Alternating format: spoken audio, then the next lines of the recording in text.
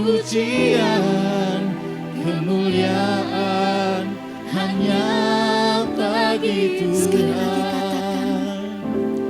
Ku mau memujimu, ku selalu pujimu, ku mau menyembahmu, ku selalu sembahmu.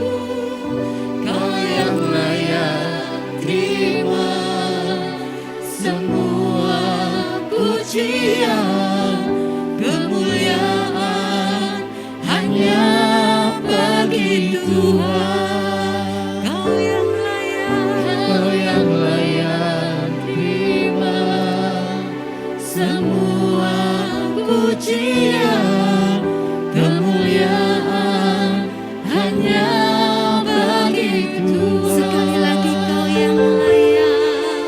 Kau yang layak terima semua pujian, kemuliaan hanya bagi Tuhan. Haleluya, haleluya. Kemuliaan hanya bagimu Tuhan, karena Engkau Allah kami yang hidup, Allah yang senantiasa menyertai dalam setiap kehidupan kami. Terima kasih Tuhan, kami percaya Kau sudah ada di tempat ini, memberkati setiap kami, jemaat-Mu. Terima kasih Yesus, hanya di dalam nama Tuhan Yesus. Haleluya, amin. Shalom Bapak Ibu, apa kabar hari ini? Haleluya, kita bersyukur pada hari ini kita masih diberi kesehatan. Kita mau memuji Tuhan lebih lagi karena kita punya Allah yang dahsyat.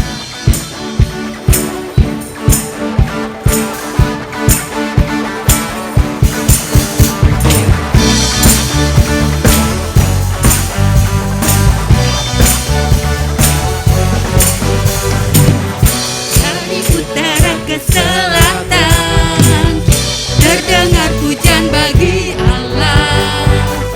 Dari barat sampai ke timur nama Yesus disanjung tinggi. Dari pulau-pulau, lembah-lembah, gunung-gunung yang tinggi, kemuliaannya disaksikan, kebesarannya diceritakan. Yesus, Yesus, nama Yesus disanjung tinggi. Dari pulau-pulau, lembah-lembah, gunung-gunung yang tinggi. Allahku dahsyat berkuasa, seluruh bumi sujud menyembah, tinggikan namamu. Allahku dahsyat berkuasa, seluruh bumi sujud menyembah, tinggikan namamu. Kemuliaannya disaksikan, kebesarannya diceritakan. Yesus, Yesus, nama Yesus disanjung tinggi. Dari pulau-pulau, lembah-lembah, gunung-gunung yang tinggi. Allahku dahsyat berkuasa, seluruh bumi sujud menyembah, tinggikan namamu. Allahku dahsyat berkuasa, seluruh bumi sujud menyembah, tinggikan namamu. Allahku dahsyat berkuasa, seluruh bumi sujud menyembah, tinggikan namamu. Allahku dahsyat berkuasa, seluruh bumi sujud menyembah, tinggikan namamu.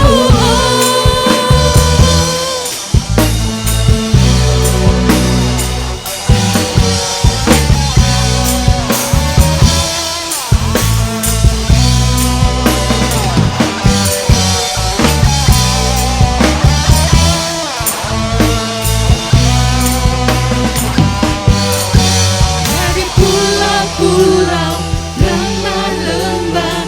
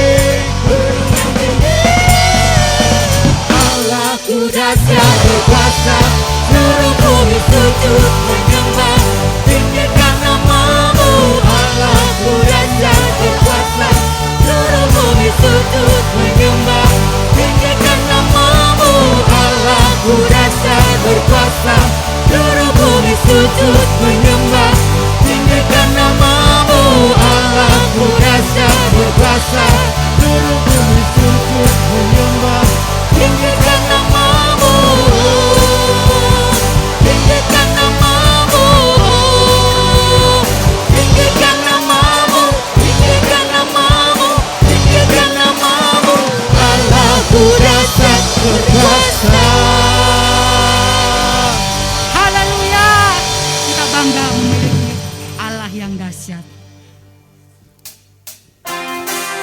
Firman Allah berkata, biarlah rohmu menyala-nyala dan kita tetap melayani Tuhan kita. Haleluya. Biarlah rohmu menyala-nyala dan layanilah Tuhan.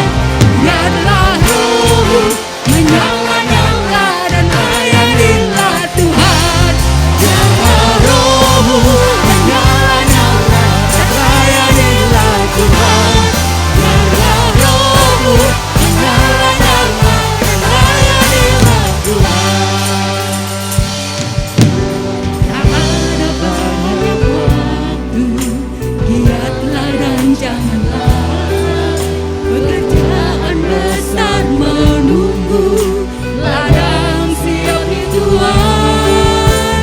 Tanggalkan segala beban dan dosa yang merintangi, berlari pada tujuan panggilan surgawi. Biarlah rohmu menyala-nyala dan layanilah Tuhan. Biarlah rohmu menyala-nyala dan layanilah Tuhan. Biarlah rohmu menyala-nyala dan layanilah Tuhan. Biarlah rohmu menyala-nyala dan layanilah Tuhan. Tak ada banyak waktu, lihatlah dan janganlah pekerjaan besar menunggu, ladang siap di Tuhan. Tanggalkan segala beban dan dosa yang merintangi, berlari pada tujuan panggilan surgawi. Biarlah rohmu Menyala-nyala dan layanilah Tuhan. Biarlah rohmu menyala-nyala dan layanilah Tuhan. Biarlah rohmu Menyala-nyala dan layanilah Tuhan. Biarlah rohmu menyala-nyala dan layanilah Tuhan.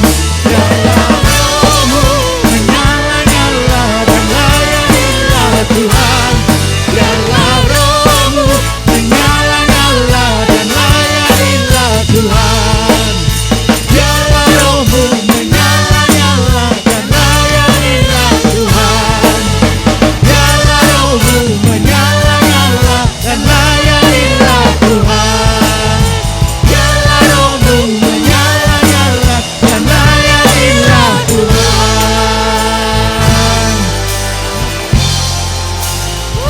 Haleluya. Haleluya. Tuhan kita Tuhan yang dahsyat. Silahkan duduk.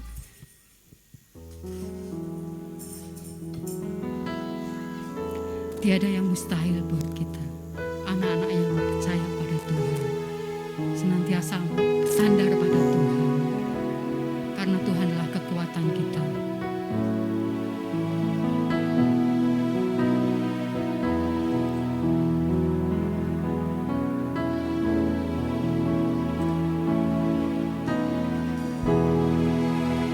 Kaulah kekuatanku,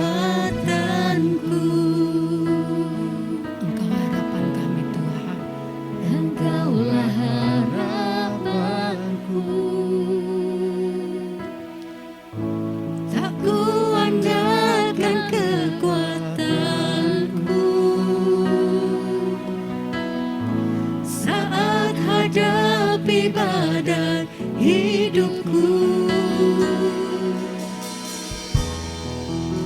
Kaulah kekuatanku,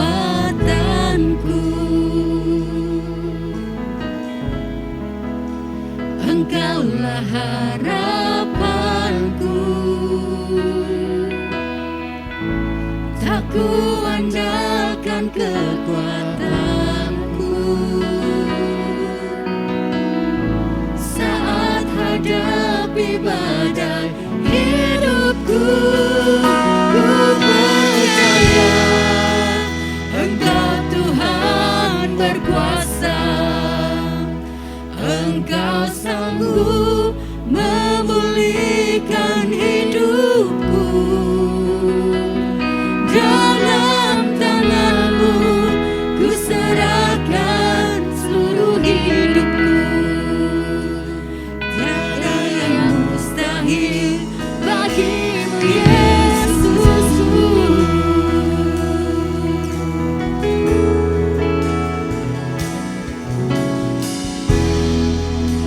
Kaulah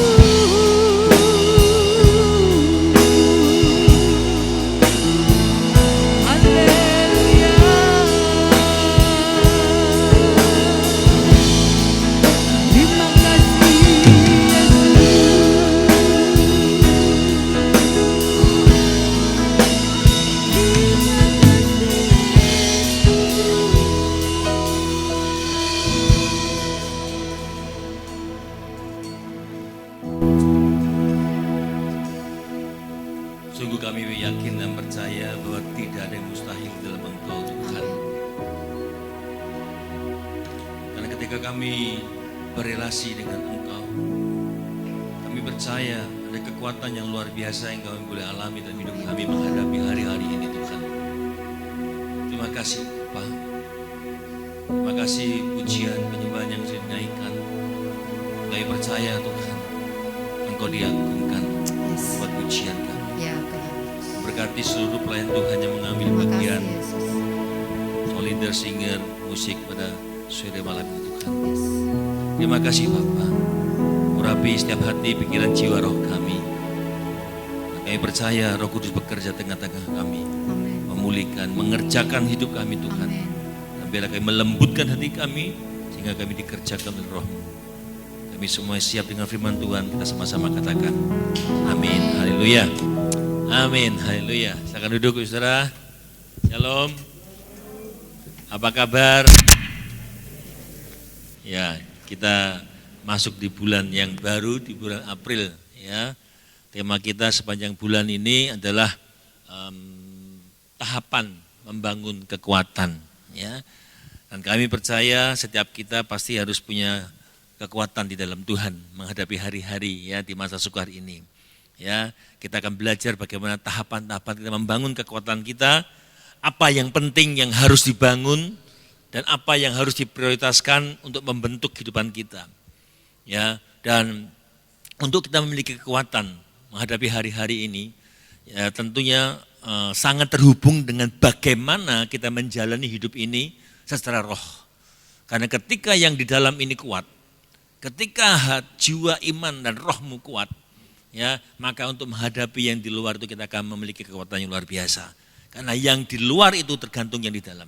Ya, mengapa banyak orang-orang hari-hari ini yang mudah sekali mengambil jalan pintas? Kalau saudara melihat daftar di Google orang-orang yang bunuh diri, wah banyak saudara. Namanya orang-orang terkenal, orang-orang kaya, saudara. Mengapa mereka mudah sekali mengambil keputusan demikian? Karena mereka tidak punya kekuatan di dalamnya. Ya rapuh. Makanya bagaimana kita membangun kekuatan kita dimulai bagaimana rohani kita kuat di dalam Tuhan. Amin. Karena kekuatan kita sangat bergantung dengan kekuatan roh saudara. Ya, jadi kita belajar kenapa mereka enggak kuat, mereka enggak tenang hidupnya, enggak ada rest, ya, enggak bisa memiliki, enggak bisa melihat jalan keluar. Karena tadi saya katakan di dalamnya rapuh. Saudara, kalau kita sudah belajar ada 10 perintah Tuhan. Ya, perintah Tuhan pertama apa? Jangan ada Allah lain. Jangan ada patung, ada sesembahan lain. Jangan menyebut nama Tuhan sia-sia. Jadi ini 3 ini kalau kita dilakukan, itu kan seperti rantai. Kalau itu dilakukan, maka realitanya itu kita akan menghasilkan yang namanya rest. Kalau hidup kita hanya bergantung benar-benar pada Allah, hanya Tuhan satu-satunya dan tidak ada sembahan lain, dan kita enggak menyebut Allah sia-sia, kita benar-benar mengagungkan nama Tuhan, maka kita akan mendapatkan perhentian. Yang keempat, hukum yang keempat adalah sabat, ya, yaitu perhentian. Makanya saya katakan, mengapa hati kita banyak orang enggak bisa rest, enggak bisa tenang, ya, punya uang banyak tapi kemerungsung, ya, sudah di rumah pakai AC tapi masih sumuk, ya. Yang panas bukan udaranya tapi hatinya panas, saudara. Enggak bisa tenang, enggak bisa rest, sehingga tidak bisa menghadapi ya situasi zaman akhir ini. Mudah menyerah, ya, karena enggak karena ada satu hukum yang tidak dilakukan. Ya, kita ada 2 hukum yang kita harus kerjakan, hukum kepada Allah dan hukum pada manusia. Makanya Matius berkata di dalam Matius 22 ayat 37 sampai 39 dikatakan apa? Kasihlah Tuhan Allahmu dengan segenap hatimu dan dengan segenap jiwamu dan dengan segenap akal budimu. Itulah hukum yang terutama. Hukum yang kedua sama dengan itu ialah kasihlah sesamamu manusia seperti dirimu sendiri. Jadi kalau kita enggak bisa tenang, sehingga ketika kita ini enggak bisa memiliki ketenangan, kita enggak mampu menghadapi, enggak punya kekuatan untuk menghadapi suasana situasi hari ini. Kenapa? Karena salah satu hal yang salah dengan relasi kita dengan Tuhan, relasi kita dengan manusia. Nah, kita belajar hari ini, saudara. Tuhan kan berkata demikian. bahwa Tuhan berkata 6 hari lamanya kita bekerja, pada hari ke-7 dikatakan apa? Sabat. Hari ke-7 sabat, hari perhentian, yakni hari pertemuan kudus. Makanya sabat itu sering diartikan untuk kita beribadah kepada Tuhan. Ya, sabat itu hari perhentian. Makanya kalau pemerintah Indonesia ini memberikan pada kita umat Kristen hari Minggu itu libur, luar biasa. Ya, hari Minggu kita ibadah. Ya, jadi sabat itu artinya perhentian. Ya, kita rest. Kita enggak lagi menyibukkan diri dengan kesibukan diri kita, menggunakan kemampuan kita, mengandalkan kekuatan kita, tapi kita belajar tadi yang mengandalkan Tuhan. Nah, problem sabat ini yang membuat umat Israel gagal, ya, sehingga mereka itu mengalami penawan di Babel selama 70 tahun. Ya, berapa minggu ini kita belajar orang Israel dibawa masuk kembali ke Yerusalem oleh karena dapat dekrit daripada Quraisy. Ya kan, mereka dibawa pulang dan mendirikan namanya Bait Suci nanti. Kenapa? Karena mereka gagal terhadap yang namanya sabat.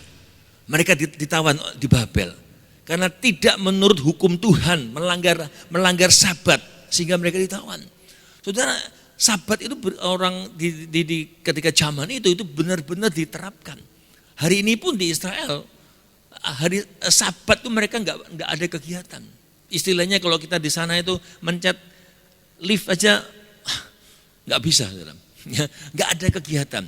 Bahkan kalau kita baca di dalam Bilangan 15 ayat 32, ketika seseorang kedapatan konangan mengambil kayu bakar, bayangin. Dalam Bilangan 15 ayat 32, mengambil kayu bakar, artinya apa kayu bakar itu? Untuk memasak. Ketika ketahuan, dikatakan mereka dihadapkan pada imam, kepada Musa. Dan mereka dikatakan, Tuhan mengatakan apa?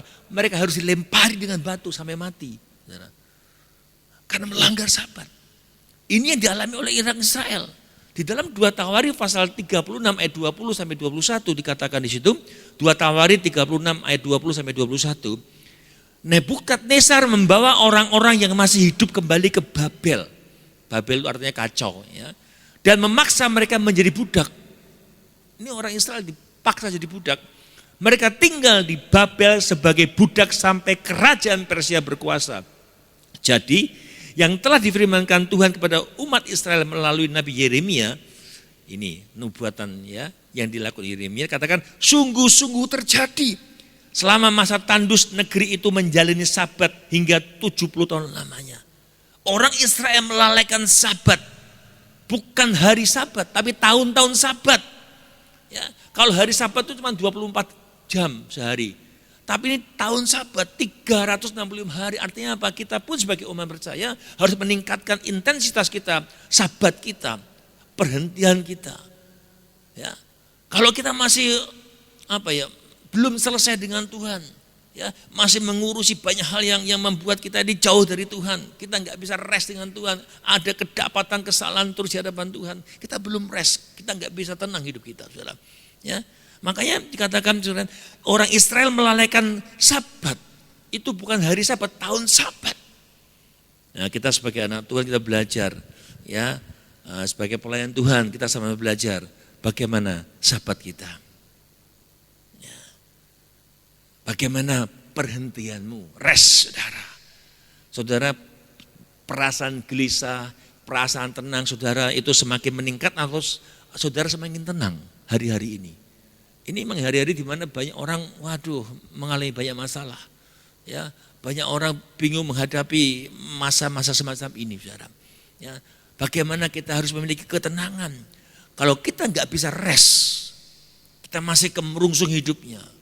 Kita nggak bisa tenang, nggak bisa sabat, kita bisa ditawan oleh dosa. Seperti kenyataan yang dialami orang-orang Israel.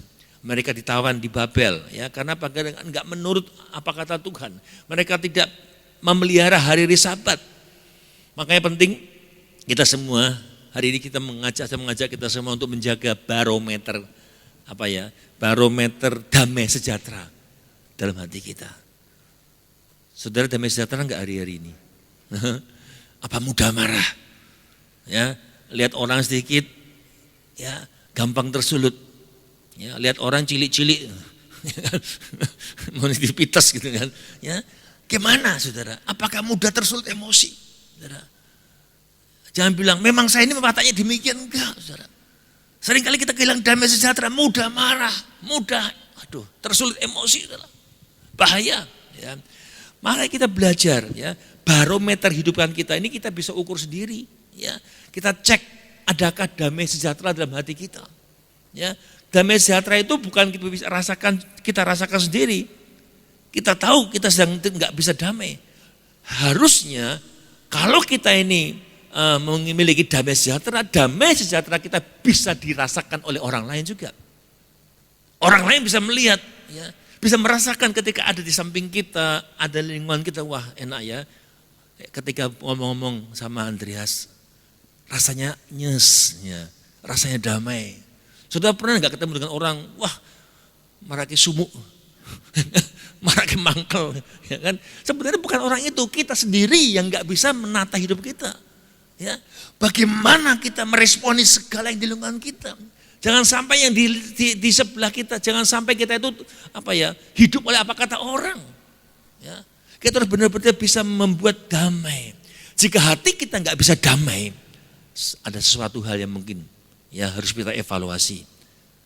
Mungkin saudara merasa gini, dulu aku responnya nggak seperti ini ya, tapi hari-hari ini saya nggak bisa menahan emosi, nggak mudah nahan emosi. Kenapa dulu saya bisa nahan emosi? Tapi hari-hari ini aku kenapa ya nggak bisa? Mudah marah, mudah jengkel. Ya, kita belajar, cek. Mesti kita harus temukan mengapa. Mesti bertobat sehingga kita memiliki kekuatan menghadapi masalah dalam kehidupan ini, saudara. Ya, nah bulan ini bulan April kita belajar bagaimana tahapan membangun kekuatan. Bagaimana kita kuat menghadapi badai hidup. Nah, tema ini bagaimana kita menyikapi atau membangun tahapan kekuatan, kita harus membangun relasi dengan yang maha kuat. Bagaimana kita membangun kekuatan, kita harus membangun relasi dengan yang maha kuat. Kalau cuma yang kuat saja ya sama. Kalau kita mau menjadi orang yang lebih kuat dan makin kuat, kita harus menjalin relasi hubungan dengan yang maha kuat. Siapa maha kuat kita? Tuhan. Membangun relasi. Maka di dalam 2 Korintus 4 ayat 7 dikatakan di situ, 2 Korintus 4 ayat 7, 2 Korintus 4 ayat 7, tetapi harta ini kami punya dalam bejana tanah liat. Supaya nyata bahwa kekuatan yang melimpah-limpah itu berasal dari Allah, bukan dari diri kami. Kita mampu, saudara kuat, saudara diberkati, saudara bisa melakukan banyak hal. Bukan karena pengalaman saudara, bukan karena engkau mampu, tapi Tuhan yang memberikan kekuatan buat saudara. Ada pribadi yang kuat di dalam kehidupan saudara. Saudara, di tahun 2016 ada seorang atlet angkat berat bernama Eddie Hall. Dia ingin memecahkan rekor dunia, menjadi orang terkuat di dunia. Ya, ketika itu rekor untuk mengangkat berat beban itu di angka 463 kilo. Itu besar. 463 itu mau setengah ton, saudara. Itu orang terkuat itu ya, bisa mengangkat beban seperti itu, saudara. Dan Eddie Hall ingin memecahkan rekor. Dia latihan dan dia belajar. Pada saat dia ingin memecahkan rekor, banyak mata melihat. Dan ketika terjadi itu, dia sanggup mengangkat 500 kilo. Wah. Setelah dia ngangkat, dia turun di podium, pingsan. Keluar pembuluh darah di mata, keluar darah di mata, hidung dan telinga, saudara. Dibawa rumah sakit, saudara. Lebih tragis lagi, beberapa waktu kemudian seorang bernama Thor itu memecahkan rekor dunia 501. 1 kilo, saudara. Ya, bayangin, saudara. Ya, ini menyebalkan dia, sudah korban hanya 1 kilo dia dikalahkan. Saudara, kisah Eddie Hall ini memberi kita gambaran betapa terbatasnya kekuatan manusia. Terbatas, seberapa besar perjuangan kita mengusahakan sesuatu hanya mengandalkan kekuatan sendiri, saudara, tidak bisa bertahan lama. Dalam sekejap bisa dikalahkan juga. Tragis, hanya 1 kilo, saudara. Saudara, pada dasarnya kekuatan manusia itu sangat terbatas tanpa kekuasaan daripada Tuhan. Hari ini kita bisa melejit, besok kita bisa jatuh. Secepat itu. Tapi ketika di dalam Tuhan, kita akan memiliki kekuatan yang tak terbatas itu, saudara. Nggak terbatas. Orang nggak bisa melihat, kadang-kadang orang menuduh bilang tahaga-haga, kok bisa ya seperti itu. Saudara, tujuan khotbah sore ini saya ingin mengajak jemaat Tuhan untuk membangun relasi dengan yang Maha Kuat. Ya, sehingga apa? Tetap kuat, menjadi kuat sekalipun di tengah krisis dengan bertobat dan percaya. Kenapa bertobat dan percaya? Bukan percaya dan bertobat. Dia tahu saudara. Ya. Banyak orang Kristen percaya tapi tidak tobat. Banyak ibadah, datang ibadah, percaya Tuhan Yesus tapi enggak tobat-tobat, saudara. Makanya bertobat baru percaya, saudara. Iblis itu percaya loh, tapi enggak bertobat, maka murtad. Makanya jangan jadi orang Kristen cuma percaya tapi enggak tobat-tobat, saudara. Nah, saya yakin di sini ini mata orang-orang yang bertobat semua. Jangan jadi orang Kristen cuma datang ibadah tapi enggak tobat-tobat, saudara. Ya, saya mau belajar, kita mau buka Esra, kita akan belajar dari sini membangun kekuatan yang benar. Kita akan eksposisi di Esra 3 ayat 1 sampai 7. Kita baca, saya akan baca dengan cepat saja. Esra 3 ayat 1 sampai 7. Ya. Ketika tiba bulan yang ketujuh, setelah orang Israel menetap di kota-kotanya, setelah mereka pulang ya, ke Yerusalem, ya, ketika mereka oleh dekret Kores ya, mereka pulang, ya, mereka menetap di kota-kotanya, maka serentak berkumpullah seluruh rakyat di Yerusalem. Bulan ketujuh itu ada tiga perayaan sebenarnya di Israel. Saudara. Mereka serentak pulang di situ dan dikatakan mulailah Yosua bin Yosada beserta saudara-saudaranya para imam itu dan Zerubabel bin Sealtiel beserta saudara-saudaranya membangun mezbah. Ini penting. Mereka pulang membangun mezbah. Mezbah Allah Israel untuk mempersembahkan korban bakaran di atasnya sesuai dengan yang ada tertulis dalam kitab Taurat Musa abdi Allah. Mereka mendirikan mezbah itu di tempatnya semula. Sungguh pun mereka ketakutan terhadap penduduk negeri, lalu mereka mempersembahkan di atasnya korban bakaran kepada Tuhan, korban bakaran waktu pagi dan pada waktu petang. Mereka juga mengadakan hari raya pondok daun sesuai dengan yang tertulis dan mempersembahkan korban bakaran hari demi hari menurut jumlah yang sesuai dengan peraturan, yakni setiap hari menurut yang ditetapkan untuk hari itu. Dan sejak itu diadakanlah korban bakaran yang tetap, juga korban bakaran pada bulan baru dan pada setiap hari raya yang kudus bagi Tuhan. Dan setiap kali orang mempersembahkan persembahan sukarela kepada Tuhan, sejak hari pertama bulan yang ketujuh mereka mulai mempersembahkan korban bakaran kepada Tuhan. Namun dasar bait suci Tuhan belum juga diletakkan. Lalu mereka memberikan uang kepada tukang dan tukang kayu, sedang kepada orang Sidon dan Tirus makanan dan minuman dan minyak, supaya orang-orang itu membawa kayu aras dari Libanon sampai ke laut dekat Yafo, seperti yang telah diizinkan kepada mereka oleh Kores, raja negeri Persia. Jadi cerita ini bahwa ya Esra membawa orang Israel kembali ke Yerusalem, ya. Kita sudah belajar itu. Dan kita mau belajar ya hari ini bagaimana kita ini membangun kekuatan. Bagaimana kita mau bangun kekuatan mesti ada step-stepnya. Ya.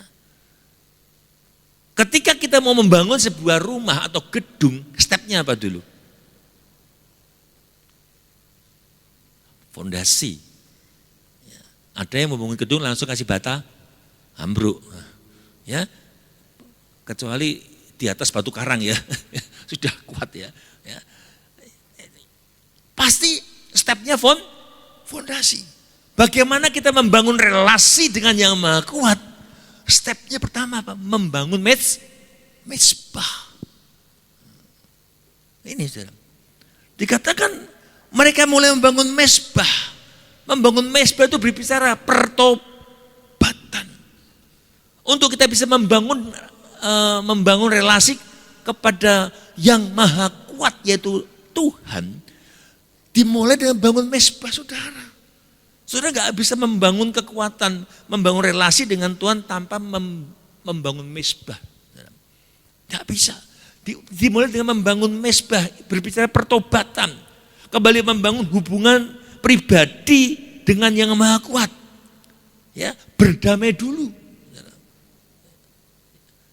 Kalau engkau mau membangun kekuatan berelasi dengan seseorang, tidak mungkin saudara membangun relasi dengan musuh saudara. Mau nggak mereka membangun hubungan dengan musuh saudara? Mereka nggak mau juga. Bagaimana kita bisa membangun relasi, membangun kekuatan kita dengan relasi kita yang lebih kuat, yang maha kuat, kita harus berdamai dengan dia. Berdamai dengan Tuhan. Rest. Saudara bermusuhan dengan Tuhan enggak? Ada yang masih musuhan dengan Tuhan? Masih bermusuhan dengan Tuhan, kecewa dengan Tuhan? Masih ada dosa dengan Tuhan? Itu musuh, bermusuhan dengan Tuhan loh. Kalau masih ada pelanggaran. Bagaimana kita bisa mendapatkan kekuatan dari yang maha kuat itu kalau kita masih belum berdamai dengan dia? Bapak saudara, nanti kita belajar. Berdamai dengan yang maha kuat itu. Supaya apa? Supaya spirit kita sama dulu. Ketika kita mau kongsi dengan seseorang, visinya harus sama. Sudah mau kongsi apa? Sama kongsi apa? Spiritnya. Kalau enggak bisa. Sehingga kita bisa membangun mezbah. Tahun 536 sebelum Masehi, umat Israel itu pulang ke Yerusalem dipimpin dikatakan Zerubabel dan imam besar Yosua bin Yosadak. Dan perhatikan, begitu mereka pulang dikatakan mereka memprioritaskan apa yang dikatakan? Membangun mezbah. Bukan membangun bait kudus dulu, bait suci dulu enggak.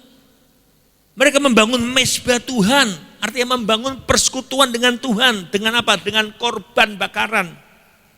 Membangun mezbah dengan korban. Bukan cuma membangun mezbah tanpa korban. Artinya hanya datang ibadah, tapi enggak punya hati yang berkorban. Berbeda saudara. Datang dengan hati yang benar-benar ingin rindu ketemu dengan Tuhan. Jangan sampai saudara datang dengan korban, tapi pulang tidak dapat apa-apa. Ayo saudara, minta Tuhan mau bicara apa dengan kita. Hari-hari ini kita butuh kekuatan yang bukan kekuatan kita. Kita harus bisa menghadapi dengan kekuatan adikodrati, kekuatan yang dari Tuhan. Memampukan kita menghadapi masalah apapun hari-hari ini Bapak. Yang membangun persekutuan dengan Tuhan dengan korban saudara. Inilah step yang harus kita bangun pertama. Untuk kita bisa mendapatkan hubungan relasi dengan yang maha kuat. Bangun mezbah dengan korban. Bukan cuma mezbah doang. Tapi dengan pengorbanan. Benar-benar saudara datang dengan hati, dengan mata, dengan air matamu, dengan korban syukurmu. Saudara, makanya saya katakan penting jika kita membangun kekuatan di masa sukar ini, ya dengan membangun mezbah. Kenapa enggak membangun, dikatakan tadi, membangun rumah dulu, rumah bait kudusnya dulu. Dikatakan tadi bahwa pembangunnya belum dimulai, dasarnya saja belum dilakukan. Ya, membangun mezbah dulu mereka, membangun bait suci itu susah, harus banyak orang. Artinya kita juga harus mempersiapkan diri, harus punya hati yang lebih luas untuk membangun yang lebih besar. Tapi membangun mezbah pribadi itu sanggup hari ini pun kita bisa lakukan. Membangun mezbah keluarga, membangun mezbah pribadi itu bisa dilakukan kapan saja, di mana saja. Amin. Di masa pandemi ini, saat dimana saat kami khususnya keluarga ini di awal pandemi, ya, yang tadinya ketika kita sujud nggak pernah berdoa bersama-sama karena punya kesibukan masing-masing, pulangnya juga nggak sama-sama. Tapi justru ketika pandemi, ya kita di rumah bisa berdoa tiap malam sampai hari ini.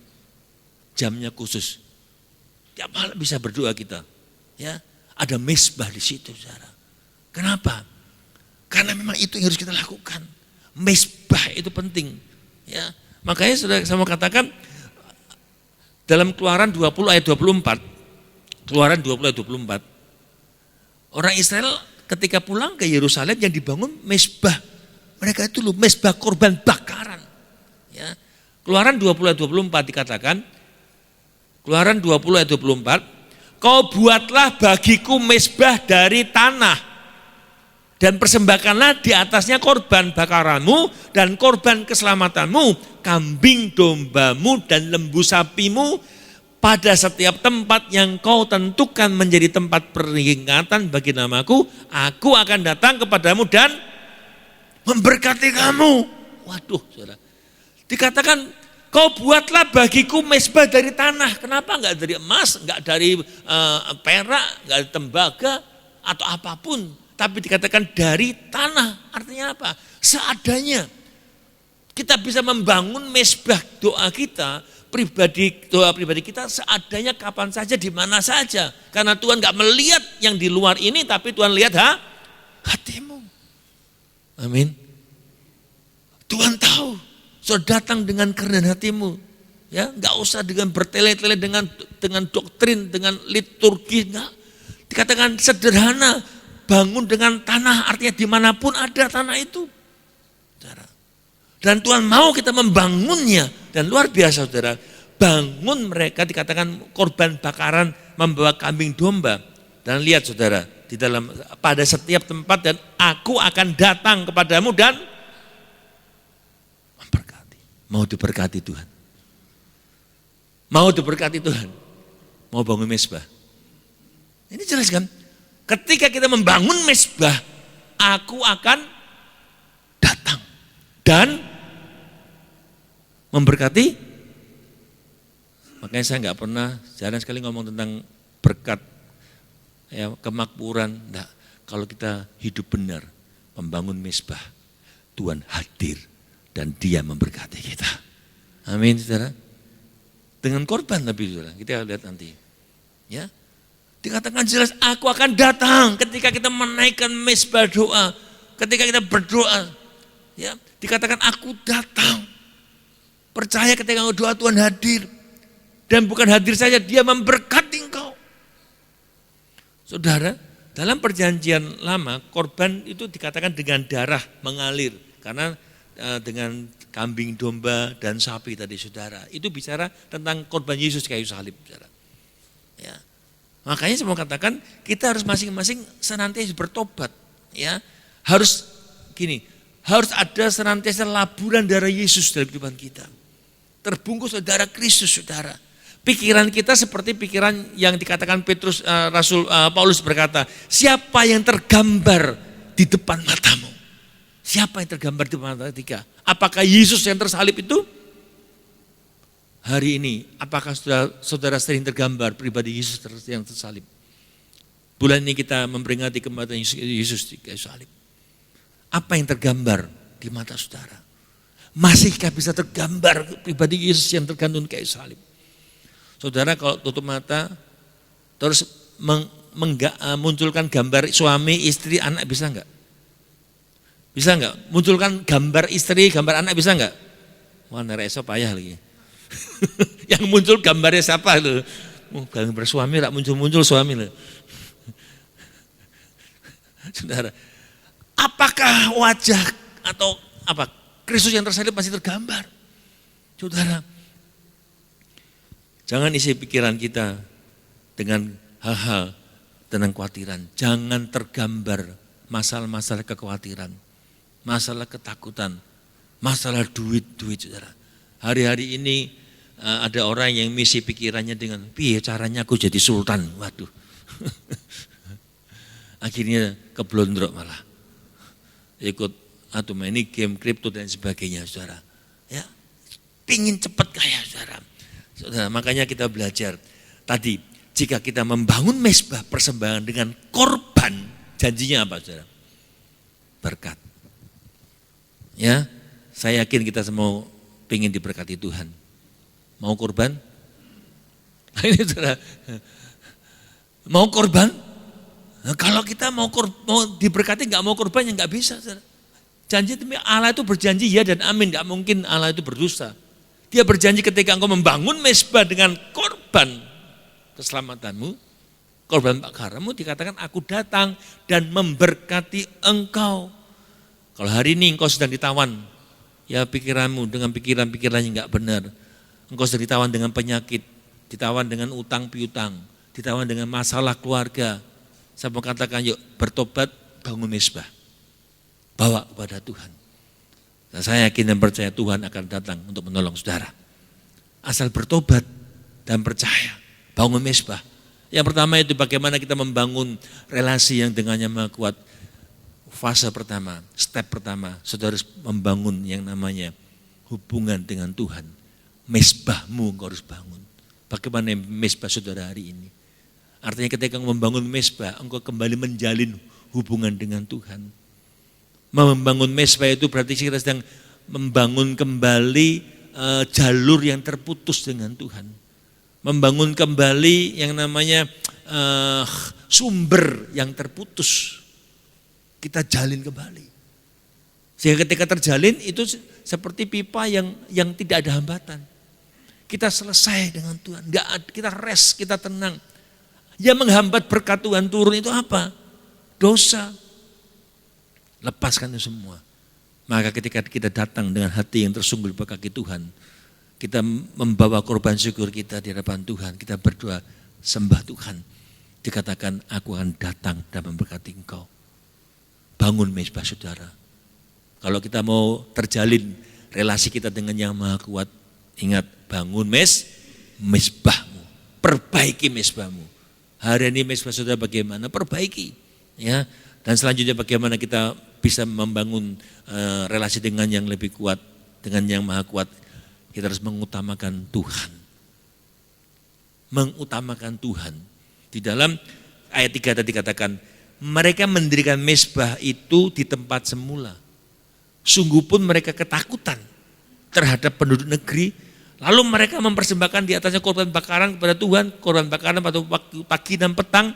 Mereka juga mengadakan hari raya pondok daun, ayat 5. Sejak itu diadakanlah korban bakaran tetap, ya, dan korban bakaran pada bulan baru. Ya. Dan ayat 5, sejak hari pertama bulan yang ke-7 mereka mulai mempersembahkan korban bakaran pada Tuhan. Namun dasar bait suci belum diletakkan juga. Belum. Mereka lebih mengutamakan dulu apa? Membangun hubungan dengan Allah. Saudara, memang sekembalinya dari pembuangan, umat Israel katakan berkumpul di Yerusalem untuk membangun mezbah, mempersembahkan korban bakaran. Sekalipun dikatakan tadi mereka takut terhadap orang lain yang tinggal di sekitarnya, ya mereka mengganggu. Ya. Tapi dikatakan mereka tetap teguh, gak goyah. Gak ada yang menghambat mereka untuk bisa menghambat mereka itu untuk mendekatkan diri, membuat korban, menaikkan korban, membuat mezbah korban. Mereka tetap teguh dikatakan. Mereka bersatu hati membangun mezbah di tempat yang semula di Yerusalem. Bahkan mereka kemudian mempersembahkan korban bakaran kepada Tuhan pagi dan petang. Saudara bisa bayangkan, kita harus belajar dari peristiwa ini, ya, dari apa yang dilakukan oleh umat Israel. Ya. Mereka tetap teguh dikatakan membangun mezbah, mengutamakan Tuhan, walaupun mereka itu dihalang-halangi. Ya. Dikatakan mereka tidak mudah menyerah. Mereka tetap kejar cari Tuhan. Saudara, makanya di dalam Matius ayat 33, ini ayat yang saudara hafal pasti. Apa saudara? Matius 6:33. Carilah, tetapi carilah dahulu kerajaan Allah dan kebenarannya. Dikatakan, maka semuanya akan ditambahkan. Saudara, mau berrelasi dengan yang maha kuat? Ayo, utamakan dia. Dikatakan cari dahulu kerajaan Allah dan hidupi kebenaran. Makanya ketika engkau ini berjalan dalam kebenaran, saudara, wow, akan timbul damai sejahtera. Cari dulu. Saudara, kata maka tadi, maka semuanya akan tambahkan kepadamu. Kata maka itu merupakan sebuah akibat dari sebuah perintah. Ya, maka adalah sebuah akibat dari perintah. Carilah dulu kerajaan Allah dan hidupilah kebenaran itu. Dengan demikian, ya kan? Jikalau kita mengutamakan atau memprioritaskan Tuhan, mendahulukan Tuhan di atas segala kepentingan kita, maka semua kekhawatiran kita tentang hidup kita, masalah kita, apa yang harus kita makan, minum, pakai, Tuhan tambahkan pada kita. Amin. Itu kan saudara. Kalau kita mengutamakan Tuhan, kita lebih mendahulukan Tuhan di atas segalanya, maka dikatakan maka semuanya itu apa saja, tidak ada yang tidak di dalam semua. Kebutuhan saudara, sandang, pangan, pakan, papan, itu semua di situ akan ditambahkan. Amin. Amin. Masalahnya amin, amin, percaya. Ya, tapi tindakannya ini yang susah. Butuh iman yang teguh. Pak, ya saya mau, tapi nyatanya kok susah gitu kan. Maka kita butuh yang namanya proses iman yang teguh untuk mempercayai janji Tuhan. Dan itu bukan sekedar logika, harus diterapkan melalui proses kehidupan. Kalau kita sedang diuji, nggak sabar, ya kita nggak lulus-lulus.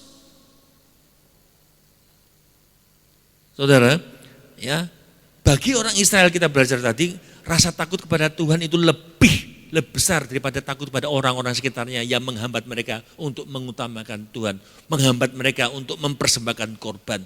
Mereka lebih mengutamakan Allah, sehingga apapun kesulitan yang menghadang mereka, komitmen terhadap Allah menjadi prioritas pertama. Seringkali kita banyak dihadang, ya, ibadah grimacity, hujan, ya kan, padahal cuma gerimis. Belum hujan batu, ya kan? Ada banyak hal yang menghadang kita. Ya. Ketika mau ibadah, teman datang, rak sido ibadah, saudara. Ya, karena kita utamakan Tuhan. Kalau engkau dan saya mengutamakan Tuhan, kesulitan apapun saya mau katakan, Tuhan pun akan melihat dan Dia akan menyatakan bantuan pada kita. Saudara yang sudah ikut SPK tahu apa? Sesi Yesus Penguasa Tunggal. Artinya kita mengutamakan Tuhan di atas segalanya. Kita serahkan hidup kita sama Tuhan semuanya. Kalau ada masalah siapa yang menghadapinya? Tuhan yang menghadapinya. Ada persoalan, mana masalah? Aku hadapi. Ya, karena kita mengutamakan Tuhan. Karena itulah umat Israel rela memberikan 2 kali korban bakaran, yakni pagi dan petang. Saudara bayangin, orang Israel itu keluar dari perbudakan loh. 70 tahun diperbudak. Punya apa saudara? Budak tuh punya apa? Enggak punya apa-apa loh budak. Seharusnya logikanya enggak punya apa-apa. Tapi mereka terpelihara Tuhan. Dikatakan di tengah kesulitan mereka datang dari Babel, dari pembuangan, ya, kembali masuk ke Yerusalem. Mereka punya komitmen mengutamakan Tuhan. Mereka menaikkan mezbah dengan korban bakaran sapi, lembu. Dikatakan, berapa harga lembu? Berapa harga domba, saudara? Dikatakan pagi dan petang, mereka mungkin urunan, saudara. Tidak mungkin satu, saudara. Lebih, ya kan? Dikatakan mereka mempersembahkan. Mereka lebih mengutamakan. Saya bisa membayangkan, mereka tuh dalam kondisi yang mungkin seperti orang-orang yang gak punya apa-apa hari-hari ini. Tapi mereka mengendahulukan kepentingan mempersembahkan kepada Tuhan. Ucapan syukur mereka setelah mereka dibebaskan dari pembuangan, mereka yang memberikan yang terbaik. Mereka mungkin merasa bebas, waduh 70 tahun diperbudak. Tapi hari itu mereka memberikan yang terbaik bagi Tuhan. Saudara, bukan hanya itu. Dikatakan selain itu mereka juga memberi persembahan mereka, persembahan sukarela mereka setiap saat. Saudara dan saya sudah dibebaskan dari Tuhan, dari lumpur dosa. Dia mati di kayu salib, menebus dosa saudara dan saya ketika kita sedang masih berdosa. Kita dibebaskan dari lumpur dosa. Sudah dibebaskan dan ditebus dari maut. Bagaimana sikap kita pada Tuhan? Orang Israel begitu mengutamakan Tuhan.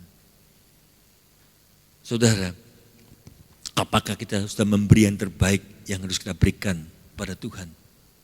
Atau eman-eman karena takut kurang? Kenapa kita takut memberi kepada Tuhan? Takut kurang. Makanya saudara enggak mengalami yang namanya 5 roti 3 ikan hidup saudara.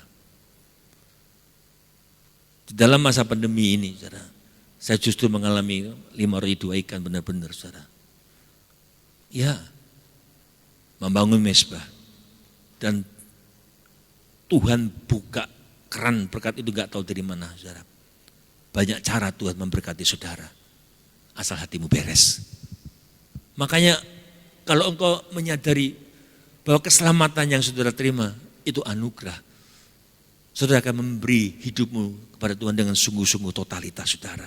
Maka dalam 2 Korintus pasal 9 ayat 7 dikatakan, 2 Korintus pasal 9 ayat 7, 2 Kor 97, hendaklah masing-masing memberikan menurut kerelaan hatinya, jangan dengan sedih hati atau karena paksaan, sebab Allah mengasihi orang yang memberi dengan suka. Sebab Allah mengasihi orang yang apa, saudara? Memberi dengan, saudara bayangin kalau dikasihi oleh ayah Allah gimana, saudara? Saudara mau dikasihi oleh Allah? Amin. Mau memberi enggak? Allah mengasihi orang yang memberi dengan sukacita. Saudara memberi dengan sukacita atau eman-eman? Kalau engkau eman-eman dengan Tuhan, Tuhan juga eman-eman dengan kita, saudara. Ya, saudara. Saudara, kalau kita mau mendapatkan kasihnya Tuhan, dikatakan beri dengan sukacita. Berilah dengan kerelaan hati, dengan jangan terpaksa, karena Allah mengasihi orang yang memberi dengan sukacita. Pastikan ketika engkau memberi dengan sukacita. Amin. Saudara enggak akan pernah kekurangan, enggak pernah, saudara.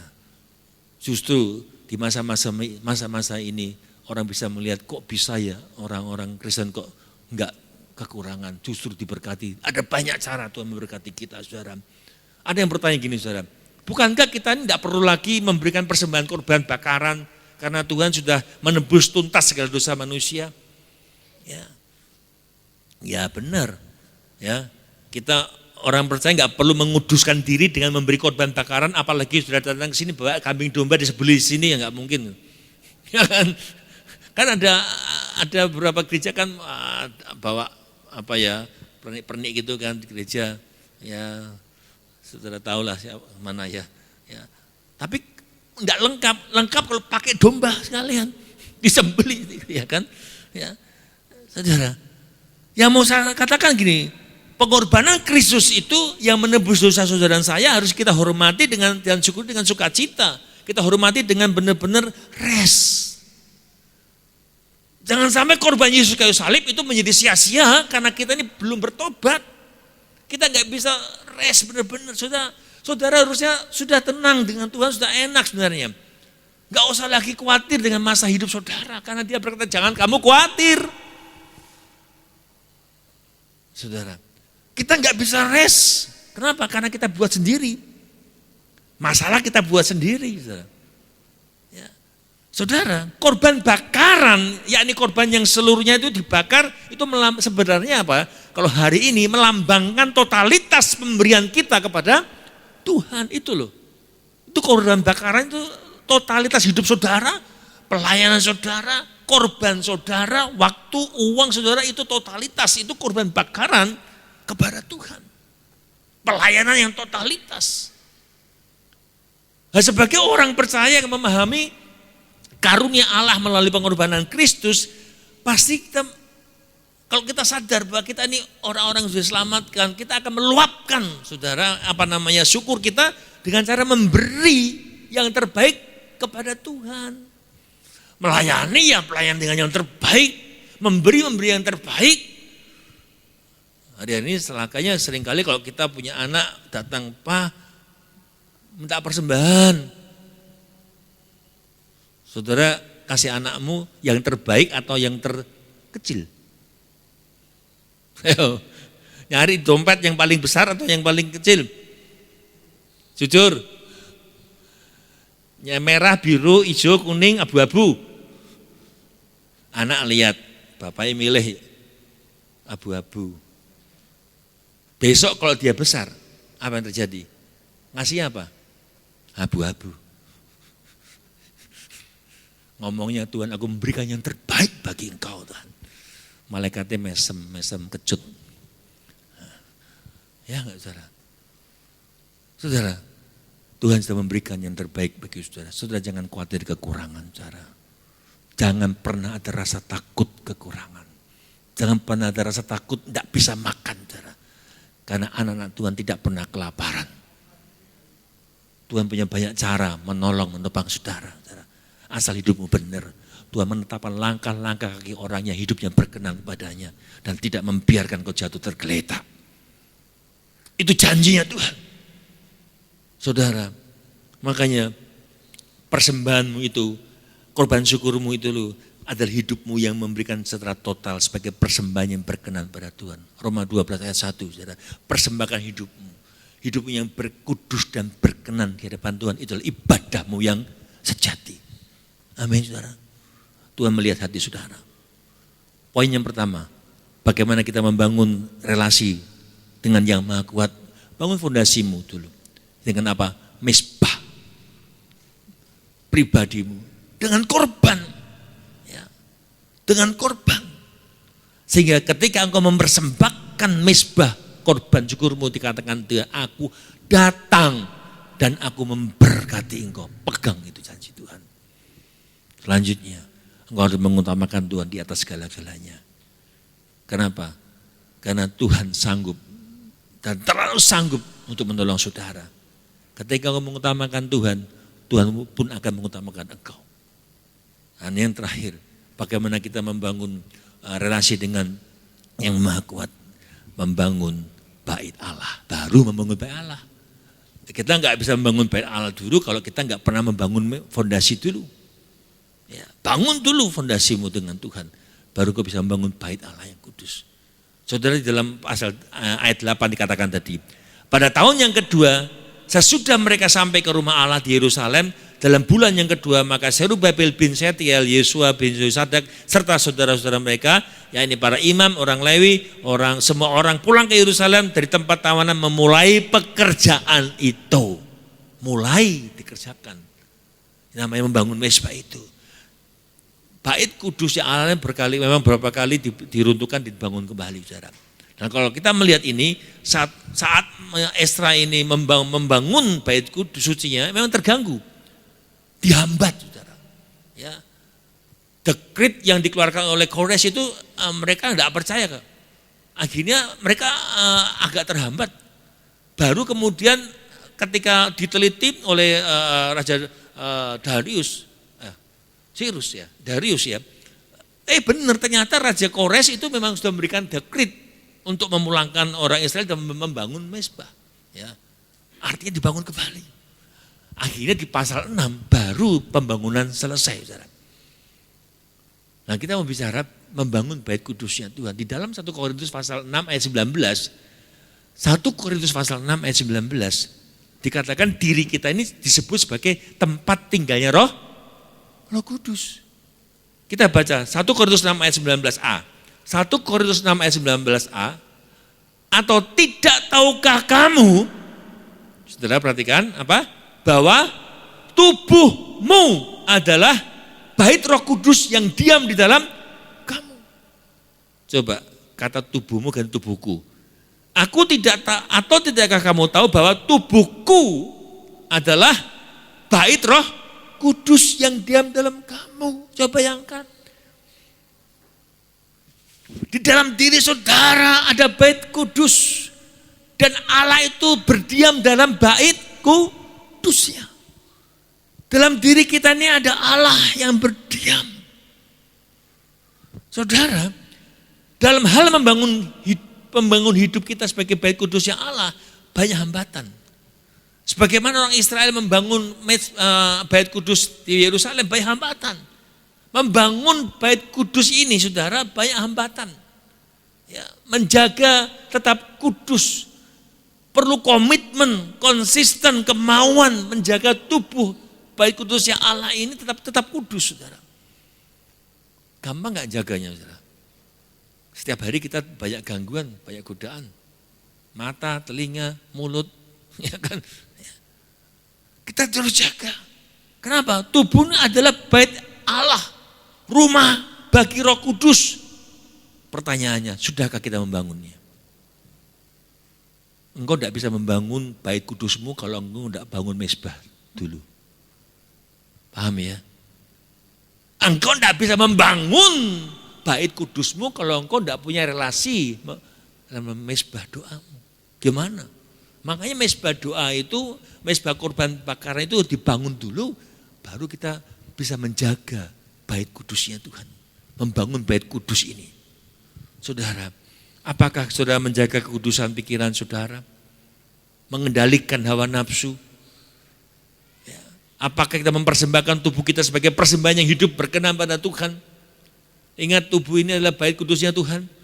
Atau kita melalaikannya, kita enggak belajar untuk menjaganya.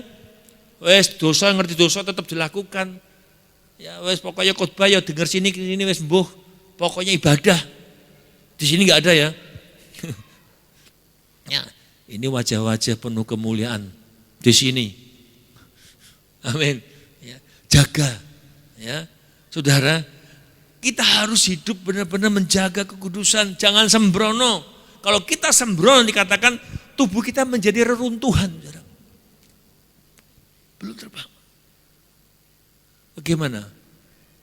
Bait kudus dalam hidupmu reruntuhan atau sudah terbangun? Saya katakan apa saudara?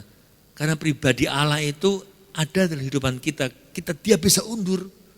Ketika Saul hidup gak taat, firman Tuhan katakan roh Tuhan undur dari padanya. Seringkali kita gak sadar, kita merasa Tuhan hadir. Tapi kadang kita gak tahu Tuhan sudah undur, bahaya saudara. Tuhan bisa undur. Kalau hidupmu tidak benar, Tuhan bisa undur dan kita masih merasa Tuhan ada. Makanya, ayo bangun hidup bait kudusmu, dimulai tadi. Saudara, bangun mezbah korbanmu, utamakan Tuhan. Engkau bangun bait kudusmu. Jangan sampai bait kudusmu, bait kudus itu menjadi reruntuhan. Bila mana kita dapat membangun kekuatan jika kita tidak ada relasi dengan Yang Maha Kuat. Ketika kita tidak menjaga hidup kita kudus, mendukakan Tuhan senantiasa. Kalau kita sadar bahwa ada kuasa yang luar biasa dalam hidupmu, saudara enggak khawatir kok. Kalau saudara sadar, tahu bahwa engkau sedang dipantau oleh orang kuat di bangsa ini, wow. Saudara pasti merasa tenang. Ya. Saudara bayangkan, kenapa saya katakan kita harus menjaga hati kita sebagai tubuh kita sebagai bait kudusnya Tuhan, senantiasa kudus. Karena ada Roh Allah, ada Roh Kudus yang berdiam. Kalau hari ini engkau ditelepon oleh ajudan Pak Ganjar aja lah, Pak Andreas, Selasa Pak Ganjar mau tidur di rumah Bapak Andreas, gimana? Siap? Dibersihkan enggak rumahnya?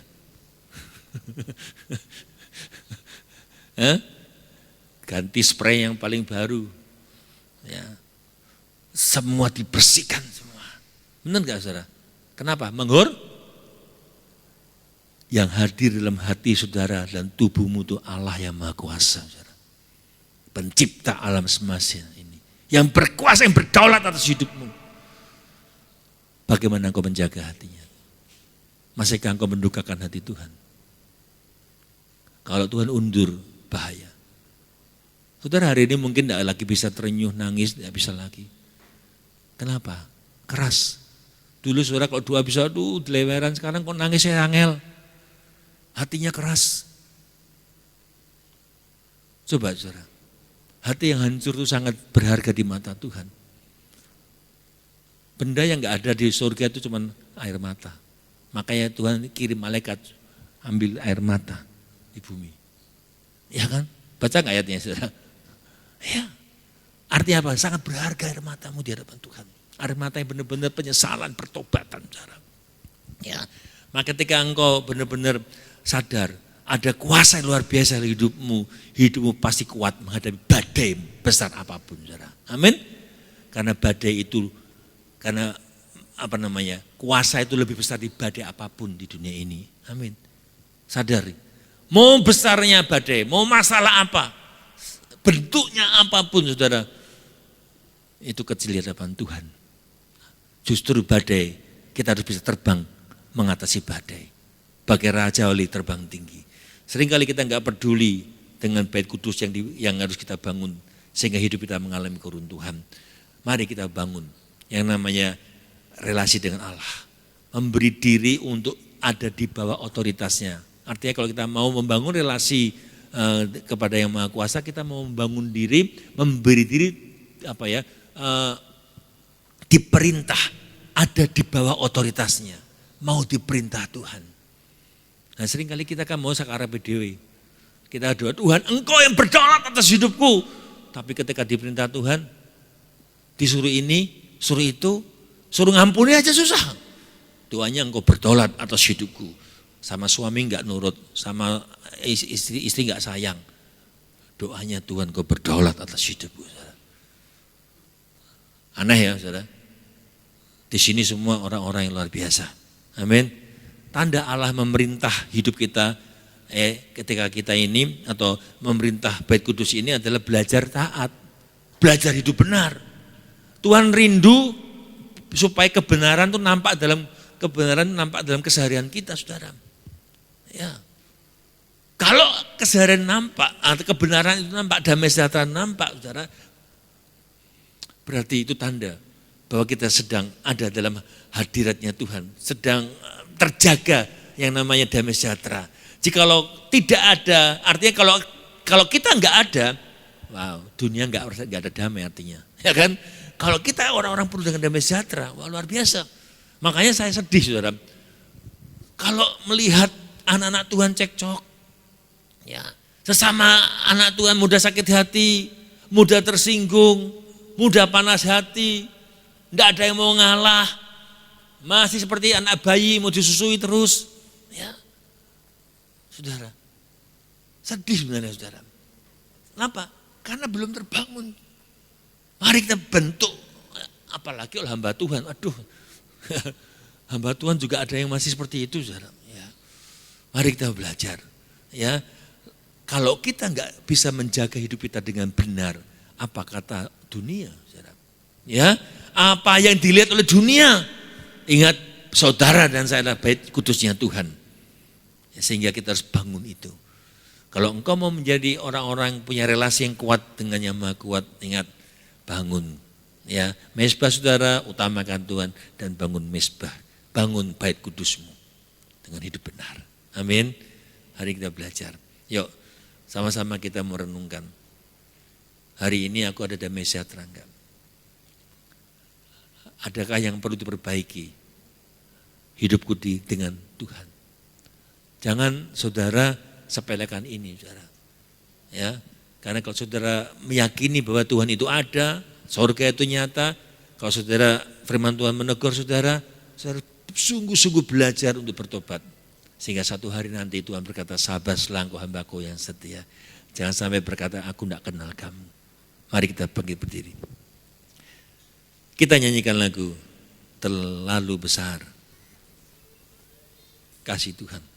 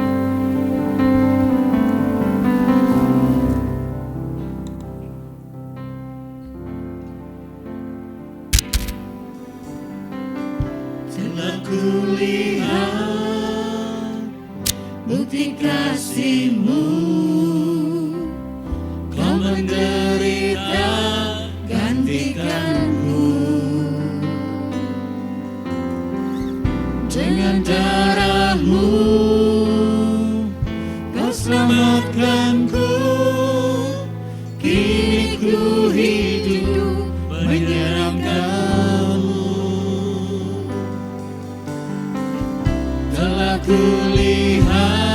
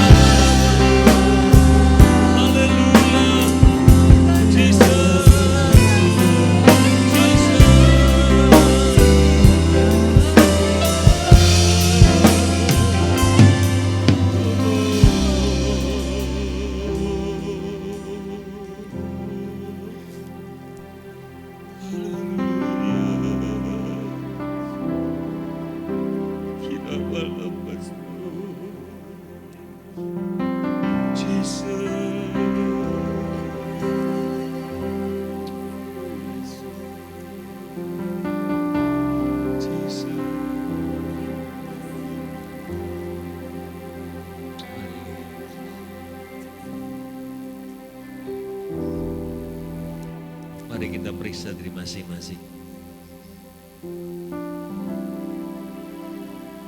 Apakah ada damai sejahtera dalam hidupmu? Adakah rest? Adakah ketenangan hidup? Mungkin hari-hari ini kau sedang kacau hidupmu.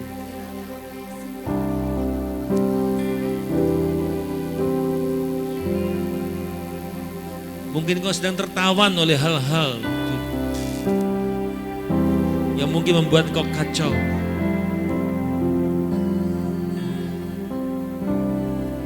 Engkau belum keluar dari Babel. Engkau tidak kuat menghadapi situasi zaman ini. Mari bangun mesbahmu. Bangun mesbah bakarmu. Mari bangun mesbah korbanmu. Beri hidupmu, totalitas hidupmu pada Tuhan. Selesaikan hidupmu dengan Tuhan. Jangan ada persoalan dan masalah dengan Tuhan lagi. Selesai dengan Tuhan. Engkau bisa tenang hidupmu. Kenapa kita enggak tenang hidup kita? Karena kita belum selesai dengan Tuhan. Kalau hari-hari ini engkau mendapati hidupmu belum tenang dengan Tuhan, masih ada tuduhan-tuduhan, bereskan hidupmu dengan Tuhan. Bangun mesbah. Bangun mesbah korban bakarmu. Korban keselamatan. Dan dia berjanji, aku akan datang dan memberkati engkau. Utamakan Tuhan dalam hidupmu. Kalau hari-hari ini engkau menyepelekan hubunganmu dengan Tuhan, engkau tidak mendahulukan Tuhan di atas segala-galanya, engkau tidak memperbaiki bait kudusmu,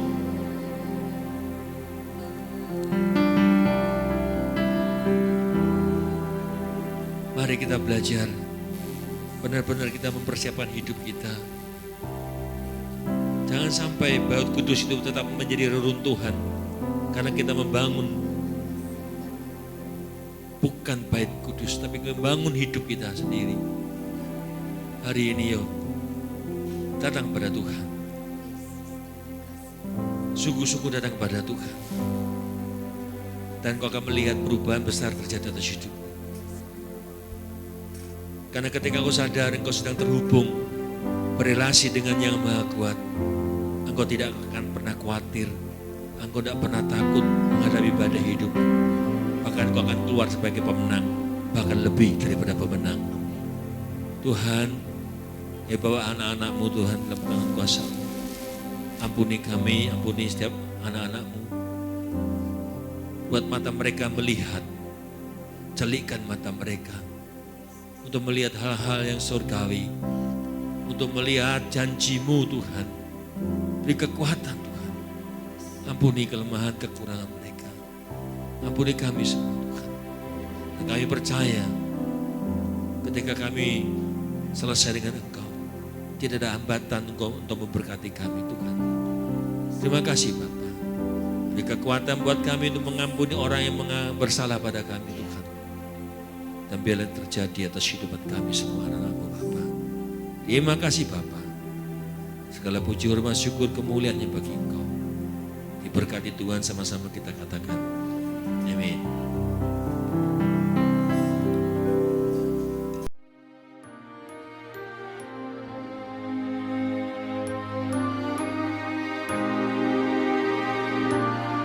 Saat ku berjalan, kasih-Mu menerangi langkahku. Tak ku bimbang, karena ku tahu Kau bersama.